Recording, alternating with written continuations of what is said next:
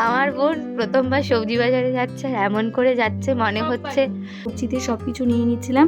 তো মানে বস্তা বস্তা মাও শাড়ি পরে পুরো রেডি হয়ে গিয়েছে। দিদিমা আমার দিদির শ্বশুর বাড়ির কাছের লোক ছিল বলেই মনে হয় ভালো ছিল। তো সেই জন্য মাই দিদিকে ধান দুব্র দিয়ে আশীর্বাদ করে নিয়ে, কিন্তু মেজো পিসির বাড়িটা আসলে আমাদের বাড়িকে প্রণাম করে নিলেন, আশীর্বাদ নিয়ে নিলেন। প্রণাম আমি জীবনে যদি ঠিক আছে দিদি ঠিকঠাকভাবে খাচ্ছে, তো আমার হচ্ছে আমার মেজো পিসির মেয়ের মেয়ে মানে হ্যালো, আমি মধুমিতা।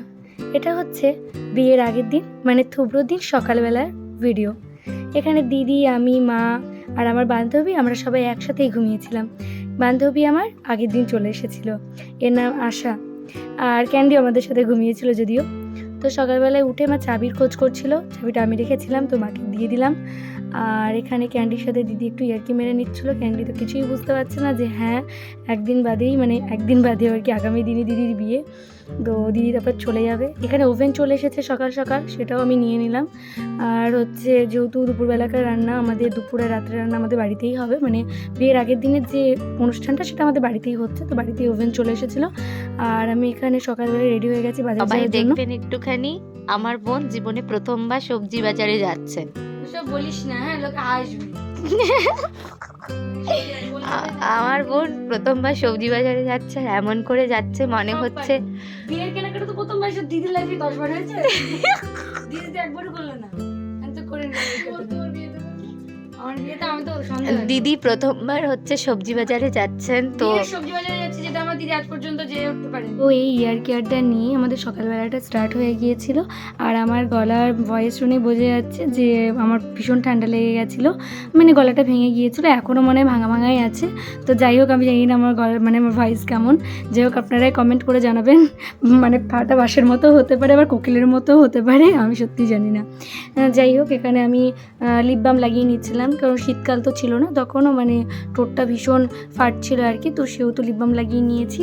তো এই যে আমার দিদি ফোন এসেছিল, তো ফোনটা আমি ধরছিলাম, এখানে ক্যান্ডিকে রেডি করে দিচ্ছিলাম, মানে আইবুড়ো ভাতের জামাটা ক্যান্ডি এখনই পরে নিচ্ছিল। ক্যান্ডির জামাটা পিঙ্ক কালার, অ্যাকচুয়ালি দিদির শাড়িও পিঙ্ক, মায়ের শাড়িও ব্লু আর পিঙ্কের, আর আমার যে কুর্তিটা পরেছি সেটাও পিঙ্ক কালার। তো আমাদের সব কিছুই ডিসাইড করে কেনা যে কোনটা কোন দিন পরবো। আমাদের বিয়ে বাজার প্রায় 1 বছর ধরে চলছে, তো সব কিছুই ডিসাইডেড ছিল যে এইটা এইভাবে পরবো আর কি। তো এখানে টিপ পরিয়ে দিচ্ছি, আমি নেল এক্সটেনশন করিয়েছি তাই এই টিপটা কিছুতেই তুলতে পারলাম না, তো আশা আমাকে হেল্প করে দিল, ও টিপটা তুলে দিল। আর ক্যান্ডি টিপ পরার জন্য কি করছে দেখুন, ও আসলে চাইছে যে ও যত তাড়াতাড়ি রেডি হয়ে যাবে ও বুঝি আমার সাথে যেতে পারবে। আমি তো সবজি বাজার করতে যাবো, আমি তো সকালবেলা ওকে নিয়ে যাবো না, ও সেটা বুঝতে পারছে না। যাই হোক ওকে টিপ পরিয়ে দিলাম। দিদি বললো টিপ পরিয়ে কেমন লাগছে দেখাবো, তো দেখিয়ে দিলাম। তো এই হচ্ছে আমার মেয়েকে লাগছে। সকালবেলায় এই যে সবজি বাজার করতে চলে গেছি, টোটোবেলায় ছিল চলে এসেছে। তো এটা হচ্ছে পিসেমশাই আমার, তো পিসেমশাইয়ের সাথে বাজার করতে গিয়েছিলাম আর কি। তো এখানে পেঁয়াজ টেয়াজ যা যা লাগে আর কি সবজিতে সব কিছু নিয়ে নিচ্ছিলাম। তো মানে বস্তা বস্তা আমাদের সবজি বাজার হয়েছিল। আর এখানে তো লাস্টে দাদা বস্তাটা মাথায় নিয়ে কেমন ছুটবে দেখুন, এক্ষুনি দেখতে পাওয়া যাবে দাদার মাথায় নিয়ে এই যে ছুটছে বস্তা। তো যাই হোক অনেক বাজারই হয়েছে, বিয়েতে অনেক বাজারই লাগে। তো টোটো ভর্তি বাজার, আমরা কোথায় বসবো সেটাই ঠিক হয়নি। যাই হোক এই যে বাড়ির সামনে পৌঁছে গেছি, বাজারগুলো টুকটুক করে নামিয়ে নিচ্ছি সব। আর আমি ব্লগিং করতেই যাচ্ছি, কারণ আমি সব স্মৃতি নিজের কাছে রেখে দিতে চেয়েছিলাম। আমি চেয়েছিলাম যে যাতে প্রত্যেকটা মেমোরি আমি ক্যাপচার করতে পারি। যাই হোক এখানে সব কিছু নামিয়ে নেওয়া হলো। আর এদিকে মাও সকাল সকাল দেখতে এলো যে হ্যাঁ কি বাজার হলো। মাও রেডি হয়ে গিয়েছে, দেখলাম যে শাড়ি পরে। আর এদিকে জলের গাড়িও চলে এসেছে বাড়ির সামনে, জল নিয়ে নেবো আর কি, মানে আমাদের বাড়িতে যে জলটা লাগবে সেটা দিতে চলে এসেছে জলের গাড়ি। আর এই যে মা বললাম যেটা, মাও শাড়ি পরে পুরো রেডি হয়ে গিয়েছে, দিদিমাকে রেডি করে দিয়েছে সকাল সকালই, কারণ একে একে প্রত্যেকে রেডি হতে হবে, বাড়িতে প্রচুর কাজ আছে। আমাদের মেম্বার কম, কিন্তু আমাদের কাজ, একটা বিয়েতে যতটা কাজ থাকে ততটা কাজই, কিন্তু মেম্বার আমাদের অনেক কম। এই যে দুপুরবেলায় যে রান্নাটা হবে তার জন্য সব সবজি আমরা ভাগ করে দিচ্ছিলাম, যে রান্নার ঠাকুর এসেছিলো তাদেরকে সব সবজি বাড়ির মধ্যে রেখে দিয়েছি। যেটা ফটোগ্রাফার দাদারা ভীষণ পরিমাণে চাইছিল, এরা ফটোগ্রাফার না কোরিওগ্রাফার না কি গ্রাফার আমি সত্যি জানি না, কারণ ওরা সব কিছুই বলে দিচ্ছিলো, ওদেরকে বলে দিতে হবে, ওটা ওদের কাজও। আর তার সঙ্গে দাদাগুলো সত্যিই বলছি অনেক অনেক অনেক ভালো। মেকআপ দিদি বলো বা ফটোগ্রাফার দাদা প্রত্যেকেই অনেক অনেক ভালো ছিল। আর প্রত্যেকেই আমার দিদির শ্বশুরবাড়ির কাছের লোক ছিল বলেই মনে হয় ভালো ছিল। Just joking. আর এখানে এই মানে এখানে এই বাচ্চাগুলো দিদির সাথে ফটো তুলে নিচ্ছিল, মানে ভিডিও করে নিচ্ছিলো, আর আমাকেও দিদি রাখলো বনু আয়। তো আমরা চলে এলাম বাড়িতে আইবুড়ো ভাতের অনুষ্ঠানের জন্য। আবার সেই থালা সাজাতে শুরু করে দিয়েছি। আমার সাথে ফটোগ্রাফার দাদাগুলো ফুল দিয়ে থালা সাজাতে শুরু করে দিয়েছিল। তো আমরা সবাই মিলেই থালা টালা সাজিয়ে দিদিকে বসিয়ে দিয়েছি। এবার দিদির চলছে ফটোশ্যুট। এবার একে একে সবাই দিদিকে আশীর্বাদ করে নেবে। তার আগে দিদি যেহেতু দিদিকে মা শাঁখাপালা পরিয়ে দিয়েছে, তো আমি জানি না কার কী মনে হতে পারে, কিন্তু এখানে দিদির মনে হয়েছে যে মায়ের থেকে ভালো তো আর কেউ চাইতে পারে না, সেটাই বাস্তব। তো সেই জন্য মাই দিদিকে শাঁখাপলা পরিয়ে দিয়েছে। তো সেই ভিডিওটাও আপনারা দেখতে পাবেন। এখানে দিদির সোলো কিছু ফটো শ্যুট হচ্ছিল আর কি। ব্যাকগ্রাউন্ডটাও অনেক সুন্দর হয়েছিল, ফুলের কাজ ছিল, অনেক সুন্দর হয়েছিল, কিন্তু জায়গাটা একটু শুরু হয়ে গিয়েছিল আর কি, বসতে বা ফটোগ্রাফার দাদাদেরও কষ্ট হচ্ছিলো আর কি ছবি তুলতে, কিন্তু কি করা যাবে, মানে জায়গা যতটা পারা গেছে ইউটিলাইজ করানোর চেষ্টা করেছি, কিন্তু খুব একটা হয়েছে নাকি বলতে পারবো না। তো এখানে মাকে কান্না করে ফেলেছিল আর কি। তো মা দিদিকে আশীর্বাদ করে নিয়ে পায়েস খাইয়ে দিয়ে দিদিকে ধানদুব্র দিয়ে আশীর্বাদ করে নিয়ে তারপরে এখানে ছোটো পিসি, এটা মেজো পিসি দিদিকে আশীর্বাদ করে নিল। দিয়ে মেজো পিসিকে দিদি প্রণাম করলো, মেজো পিসিও দিদিকে চুম্বন করলো। মেজো পিসি আমার দিদির মায়ের মতোই, মেজো পিসি অনেক ভালোবাসে দিদিকে, আমাদের সকলকেই। মেজো পিসি আমার বাবার খুব কাছের বোন ছিল আর কি, সবাই কাছের, কিন্তু মেজো পিসির বাড়িটা আসলে আমাদের বাড়ির গেছে। তো মেজো পিসি দিদিকে গিফট করে দিল, গিফটটা পরিয়েও দিল।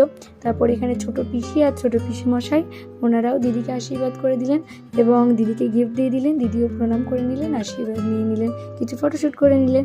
দিয়ে তারপরে এখানে আরও মামনি দিদি মানে হচ্ছে মেজো পিসির মেয়ে, মেজো পিসির মেয়েও দিদিকে আশীর্বাদ করে নিল। এটা হচ্ছে বৌদি, সেটা হচ্ছে মেজো পিসির ছেলের মেয়ে, ছেলের বউ। আর এই যে আমি, দেখতে পাচ্ছেন নিশ্চয়ই, আমাকে চিনতে পারছেন, এটা হচ্ছে আমি দিদিকে গিফট করেছিলাম একটা মঙ্গলসূত্র। তো মঙ্গলসূত্রটা দিদিকে পরিয়ে দিচ্ছি।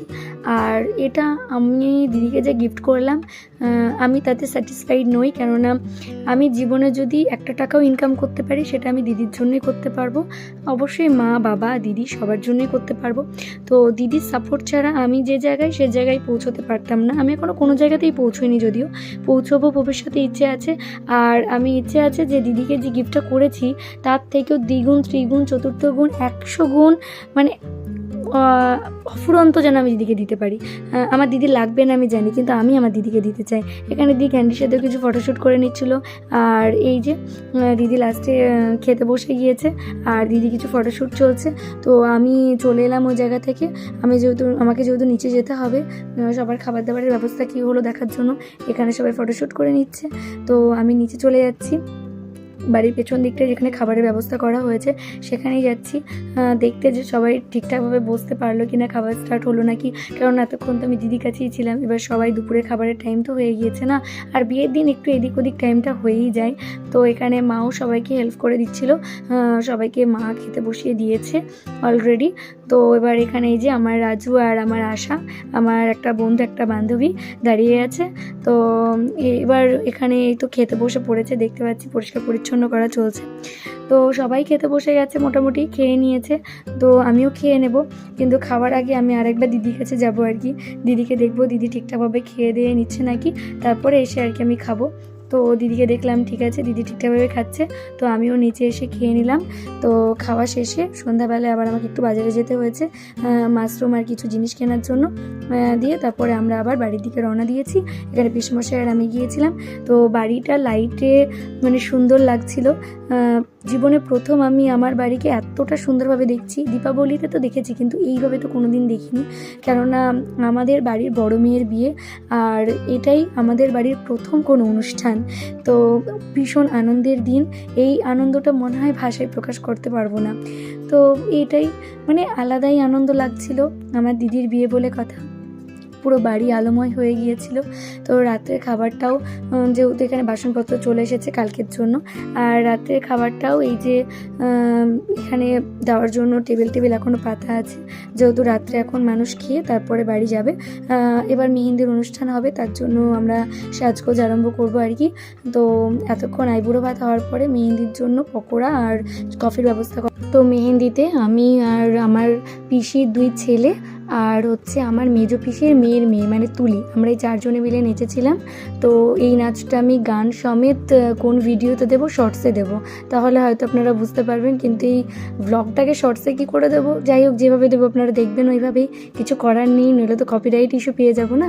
তো এটুকুই ছিল আমার ভিডিও। আর মেহেন্দির ভিডিও আমার বেশি তোলা হয়নি, সবই শর্টসে তোলা হয়েছে, আর যা আছে ফটোগ্রাফার দাদাদের কাছে আছে, তো আমার কাছে নেই সেই অর্থে। আর দিদির ভিডিও থেকে আপনারা দেখে নিতে পারবেন সেগুলো। চলুন, বাই বাই, টাটা।